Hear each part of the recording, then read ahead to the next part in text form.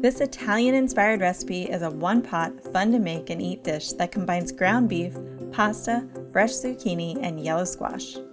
This Beef It's What's for Dinner recipe is certified by the American Heart Association. Heat a large, non-stick skillet over medium heat until hot. Add 1 pound of 96% lean ground beef and cook for 8 to 10 minutes, breaking into 3/4 inch crumbles and stirring occasionally.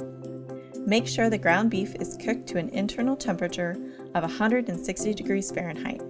Pour off any drippings. Stir in one 14.5 ounce can of reduced sodium beef broth, 1 cup uncooked whole wheat pasta, 2 zucchini and yellow squash,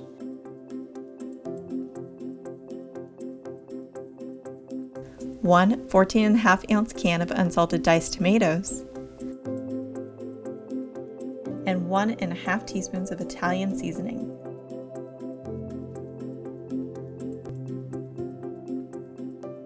Bring to a boil, reduce the heat, cover, and cook for 9 to 11 minutes, or until the pasta and squash are almost tender and the sauce is slightly thickened. Stir occasionally.